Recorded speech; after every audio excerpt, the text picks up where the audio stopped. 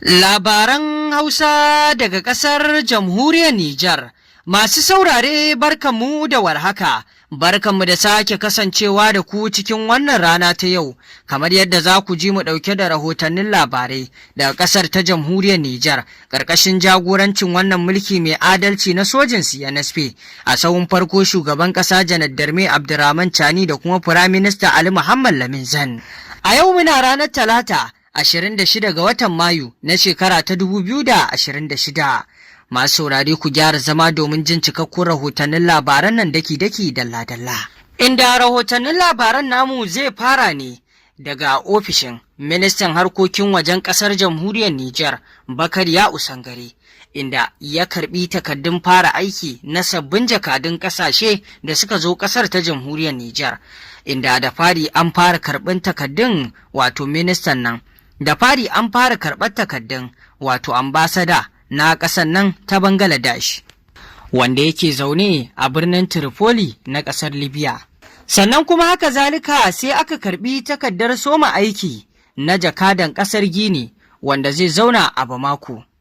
babban birnin ƙasar Mali. Sai kuma aka karɓi takaddar wakilin PAM mai kula da abinci ta duniya wanda shi ma zai zauna a ƙasar Jamhuriyar Nijar ne.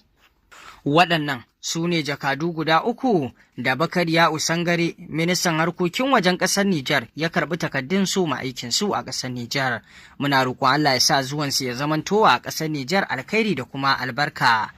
To sai rahoton namu ya tafi zuwa gaba, inda daga nasu ɓangaren hukumar nan, jami'an tsaron nan masu kula da sha da fataucin miyagun ƙwayoyi a ƙasar Jamhuriyar Nijar,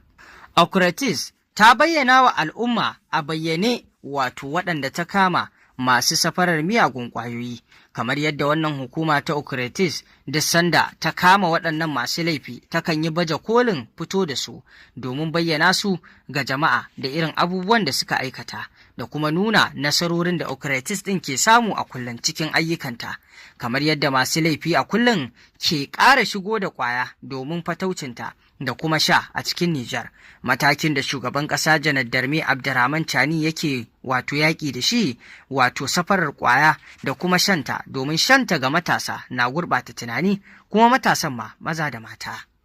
Wanda mutum 8 ne wanda wannan hukuma ta Ocratis ta kama su bisa wannan ƙwayoyi da hodar Iblis da suka ɗauko, wanda sun ɗauko ta daga ƙasar Ghana, daga Accra, inda suka ratso daga cikin ƙasashe suka shigo Nijar. Waɗannan miyagun mutane masu safarar wannan miyagun ƙwayoyi za su huce da wannan ƙwayar ne har izuwa Libya. Kaga kenan suna safarar wannan miyagun ƙwayoyi ne ƙasa da ƙasa. A gaban al'umma da kuma alƙali na ƙasa aka bayyana wa wannan mutane waɗanda suka aikata wannan miyagun aiki. Mataimakin alƙali na ƙasa Gatan Kowa ya yi wani jawabi kan wannan faruwar al'amari da laifi da ake aikatawa, inda ya bayyana cewa hakika ta'addanci da ake fama da shi a yanzu yana da alaƙa da wannan safarar miyagun ƙwayoyi, domin shan miyagun ƙwayoyin su suke sanya mutum ya aikata irin abubuwan da suke na fita hankali. Inda ya ce ta hanyar samun bayanan sirri, hukumar Ocratis ta samu nasarar cafke wata motar da take ɗauke da wato hodar Iblis wanda nauyinta ya kai kilogiram wato 268.45. Matakan tsaro da wannan hukumar ta sa ta hanyar reshenta da ke da Magaran ya ba su damar cafke waɗannan mutane. Kuma abin mamaki, wannan mota da take ɗauke da hodar Iblis ɗin da kuma mutane 8 ɗin kuma duka 'yan ƙasar Nijar ne. Abin takaici, abin mamaki, ana cutar da ƙasarsu da hannunsa a ciki. Kuma kamar yadda bayanan sirri ya samar, wato wannan hodar Iblis ɗin an ɗauko ta ne daga Accra, ƙasar Ghana, kuma an shigo ƙasashe da yawa da su kamar irin su Togo, Benin, Najeriya, kafin a shigar da ita zuwa ƙasar Nijar ɗin, inda a nan ne aka yi nasara jami'an Ocratis suka kama su. Kuma da nufin daga Nijar za a shigar da ita ne ƙasar Libya. A binciken da aka yi wa gidajen waɗannan mutane, An samu lambobi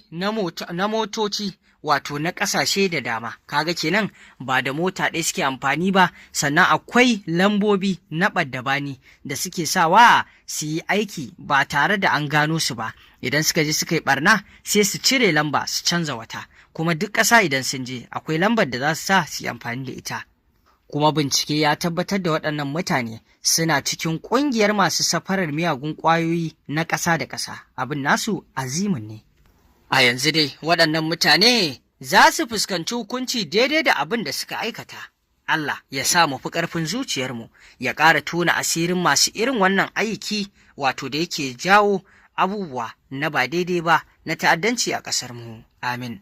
Yanzu kuma rahoton namu zai tafi zuwa wato gidauniyar nan ta ceton ƙasa, Fond Solidarity pour la Sauvegarde de la Patrie, wadda Madan Hajiya Buraraki Jarmakwai ke jagoranta. Inda Madan Hajiya Buraraki Jarmakwai a jiya Litinin ta sake karɓar wasu tarbatan da al'umma ke kawowa, inda kamar yadda kuke gani haka mutane na tururuwa wajen kawo tarbatan kuɗaɗensu domin taimakawa gidauniyar ƙasar domin ayyuka na musamman na ci gaban ƙasa da ake yi, biyo bayan kiran da shugaban ƙasa ya tun a shekarar da ta gabata kan wannan gidauniya, wanda al'umma ƙasa ke ƙara tururuwa domin kai wannan tarbati nasu, kuma ana ganin amfanin hakan domin ana sa kuɗin ta harkar tsaro da dai sauransu. Allah ya saka kowa da alkhairi. Tabbas wannan tarbace da ake kawa ya nuna 'yan ƙasar Nijar har yanzu da kishin su, kuma suna buƙatar numfashi na 'yanci. Kuma wannan tarbace mu sani duk wanda zai kawo tallafinsa baya kaɗan baya yawa, ko dala ɗaya ce da kai ko jaka ɗaya ko ma sama da haka ka kawo, ana da buƙata. To yanzu kuma rahoton namu bari ya tafi zuwa gaba, inda a jihar Doso an gudanar da wani taro na neman zaman lafiya da kwanciyar hankali a wato Doson,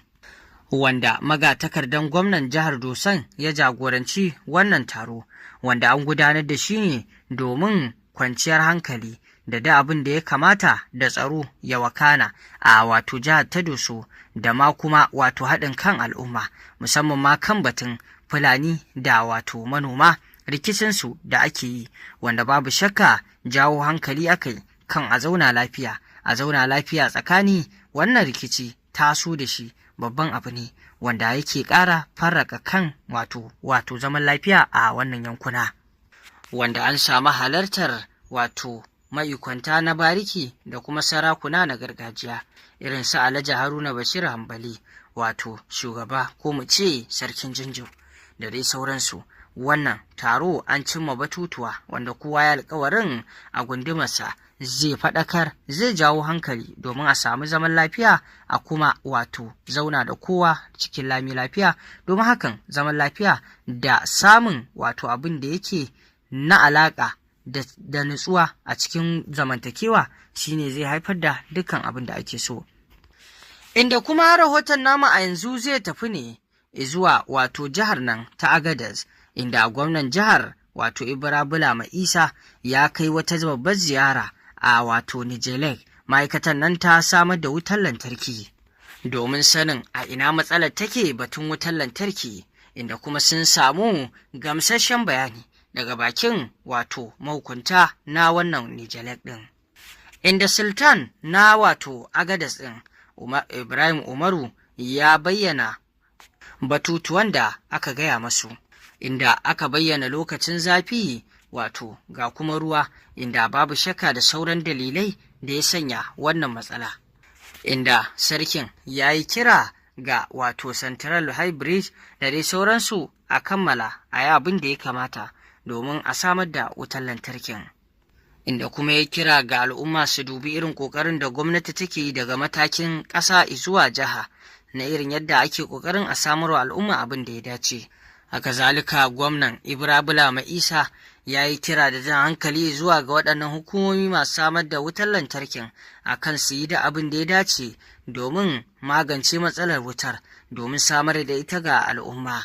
musamman ma a cikin wannan yanayi da ake ciki na tsananin zafi, wanda wannan ziyara nasa ana fatan za ta samar da abin da yake na alkhairi da kuma wato a cimma da abin da ake da bukata. To masu saurare, ƙarshen rahotannin labaran kenan. Ku ci gaba da bibiyar wannan tasha ta mai kawo muku rahotannin labarai kan abubuwan da ke faruwa. ku dangwala mana alamar subscribing sannan ku danna ƙararrawa domin sanin rahotannin labaranmu a koda yaushe. Muna roƙon Allah wannan sallah ta layya da za a yi, Allah Ubangiji ya ba mu albarkacinta ya kuma ba mu lada cikinta, musamman ma azumi na yau mu arfa da ake yi.